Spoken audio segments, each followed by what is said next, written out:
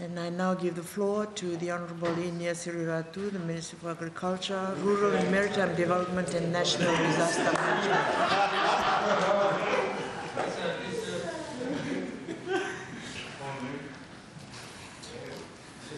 Madam Speaker, I rise to add my voice and commendations to the 2015 government budget presented by the Honourable Minister for Finance, and would like to focus on the programs to be implemented by the Ministry of Agriculture.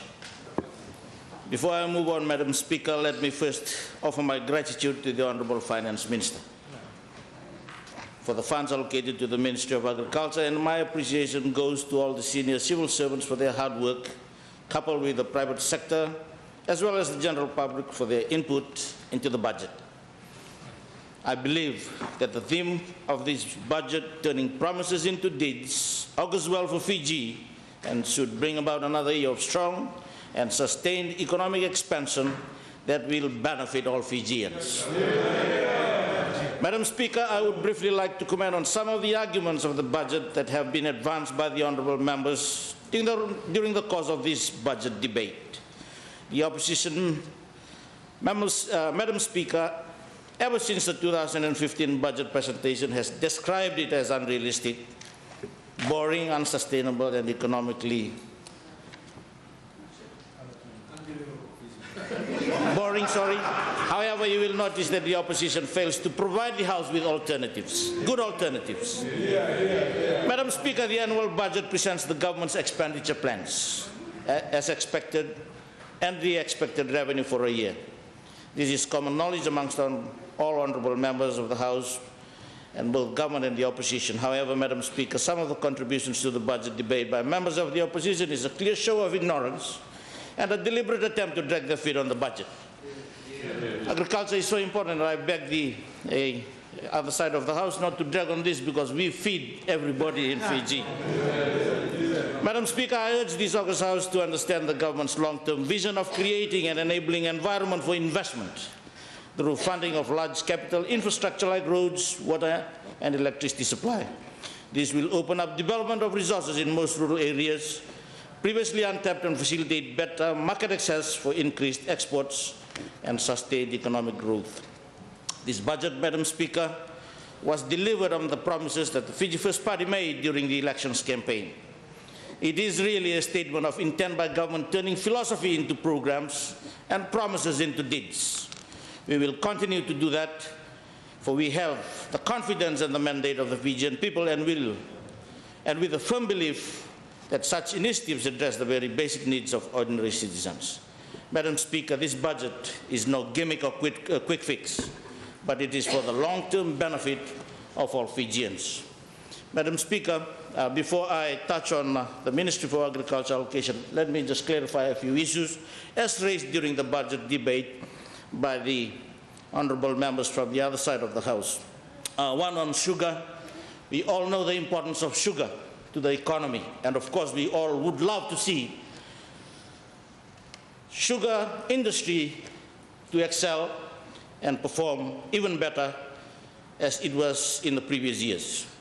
But Madam Speaker, let us not shy away from the mistakes and failures of yesteryears. I bring this to the attention of the House because we have been probably misled through some of the statements that have been made previously. If we go back to 1997, Madam Speaker, most of the leases were on the verge of expiring or had already expired. These leases, Madam Speaker, were not renewed because of race-based politics of yesteryear.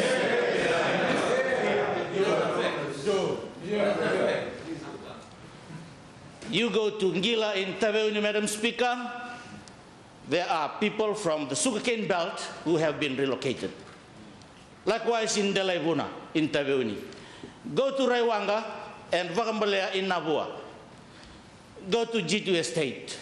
These are people that were relocated from the sugarcane belt areas because of the failures of previous governments.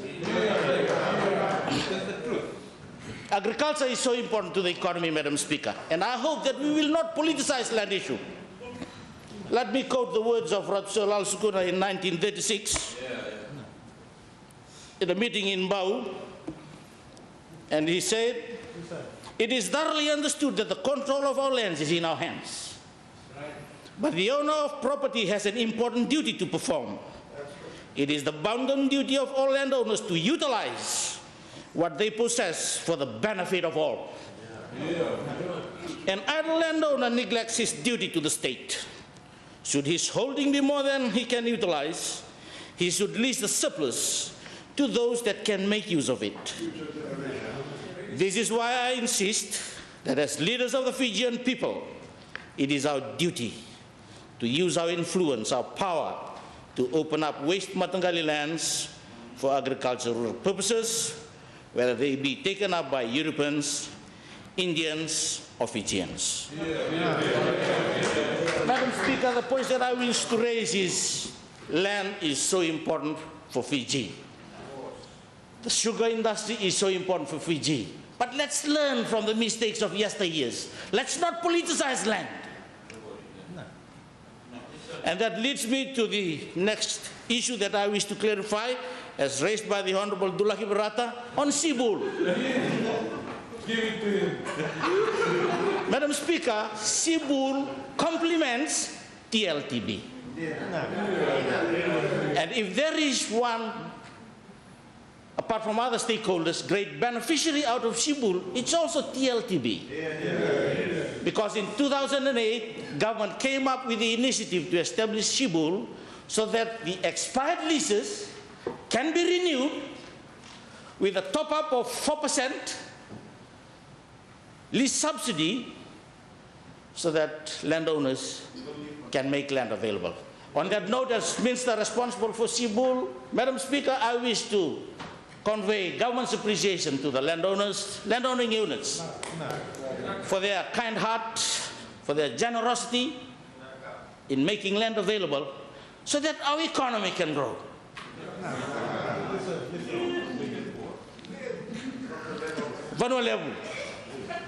Madam Speaker, let me assure the Turang Tuidakau that government has a look north policy.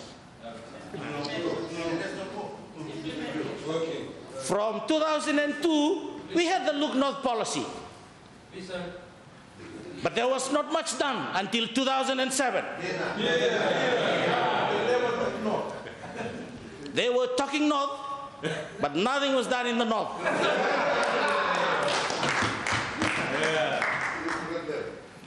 Madam Speaker, from 2008, government has been, and this program is only for the Northern Division, allocating money for small and medium enterprises called the Northern Development Program, just to help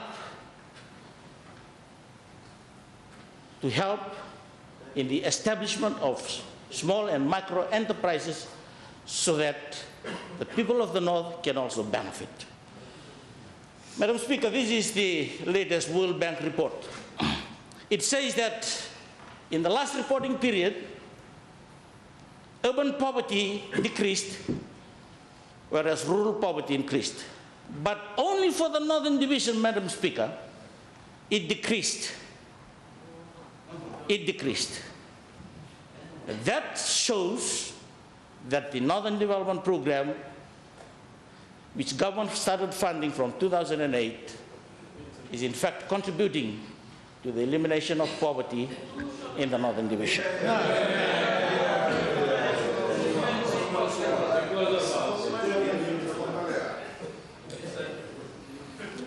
The Honorable Nowaikula talked about tractors this morning, Madam Speaker. The Ministry for Agriculture, through the demand-driven approach program, provided 5 tractors to farming communities from 2009 to 2013. This is not new, Madam Speaker. The reality of farming in Fiji, most of our farmers, they are subsistence farmers. We want to grow the economy through agriculture. And for them to produce more, we need to use technology. We need to mechanize.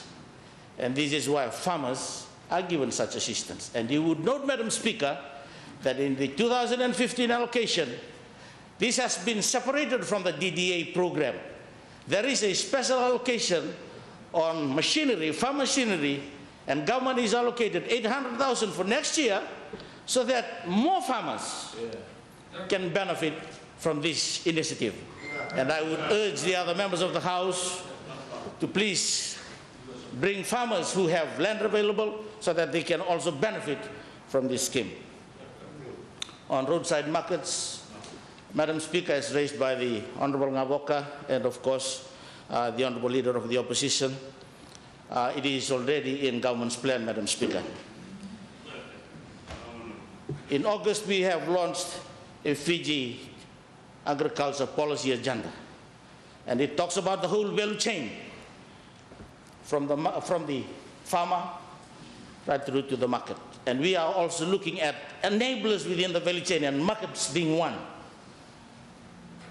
So I wish to assure the House and of course the Honourable Member that government will seriously look into this and of course assist in whatever way it can. Madam Speaker, in the context of the rapidly changing economic and trade environment with the impending real effects of global climate change, the agriculture sector needs to develop strategic policy responses to address a number of critical issues. And I must, without going into the details, Madam Speaker, we have already started with the agriculture policy agenda for Fiji. Not only that, Madam Speaker, after a lapse of 17 years, we have also revived the Fiji Agricultural Journal. This is where all successful agricultural research are published, because agriculture has to be aggressively driven by research and of course market surveys. On top of that, Madam Speaker, tomorrow we will also be launching for the first time ever Fiji's Farm Management Manual. And for those on the other side that are farmers, we will sell this to you. Because you are rich, Madam Speaker. But this will be launched tomorrow, and I would encourage all farmers in Fiji to have a copy of the Farm Management Manual. Why am I bringing this to the attention of the House, Madam Speaker? Fiji's agriculture sector, if it has to grow, it has to be relevant. And it has to be proactive. The dynamics of the environment has changed significantly. We need to be managing change well in government. That is why we need to review the policies. And the agriculture sector has taken the first initiative to review our agricultural policies. Madam Speaker, we will also be issuing very shortly industry plans. There will be a plan for the dairy sector. There will be a plan for the coconut industry. There will be a plan for the beef industry. We will be launching these plans for the benefit of all Fijians and particularly our farmers. Let me talk on agriculture research. Madam Speaker, research is very, very critical for Fiji, particularly for the development of agriculture. Madam Speaker, the Honourable Biman Prasad, who unfortunately has left, proposed and mentioned in his response to the budget address that we bring red Pontiac potato variety from Australia, because New Zealand is a temperate country and Fiji is a tropical country. I regret to say, Madam Speaker, and of course I concur with the statements made by the Honourable Dr. Mahendra Reddy, that we received information from the outside of the House about yesterday.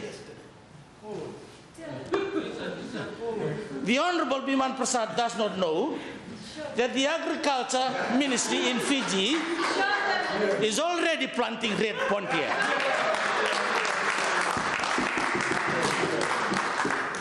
This is the red Pontiac that is there. Madam Speaker, we have made trials this year.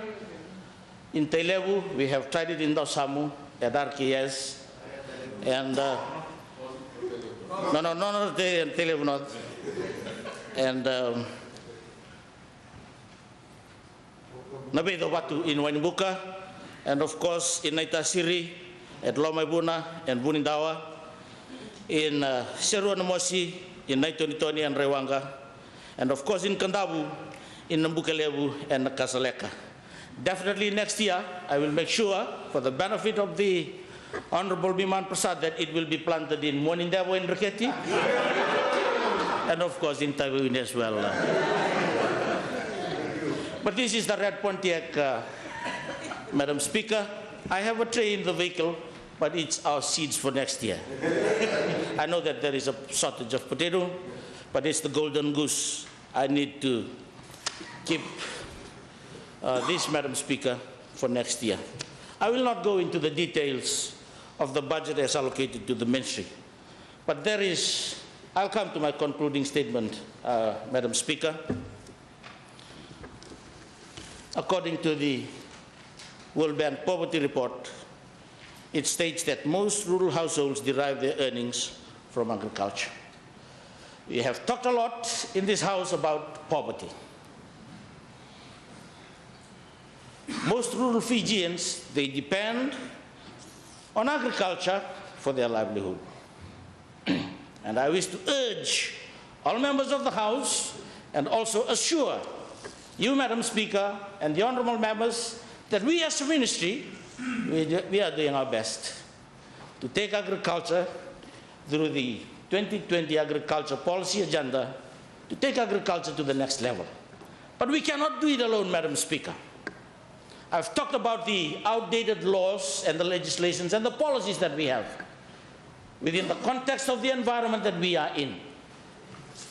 In the subsequent sittings of Parliament next year, Madam Speaker, we will be tabling some legislations that need to be amended, that need to be reviewed. And I would ask the honorable members of the House for their support, because agriculture affects everybody. And agriculture is so important to all of us. And I hope that we will be given that due attention so that we can raise productivity and, of course, contribute more to GDP. The potential for agriculture in Fiji is huge. But we have to break away from the subsistence practice that we are currently in. And we have to raise production to much higher levels. We need to reduce our import bills and, of course, rate our export levels as well. We are able to do it, Madam Speaker. And of that, again, land is so important for all of us. Livestock, Madam Speaker, we have certain allocations next year for sheep breeding and, of course, for cattle breeding as well. Over the years, we have only been allocating money for research. Technology has never been transferred to the farmers.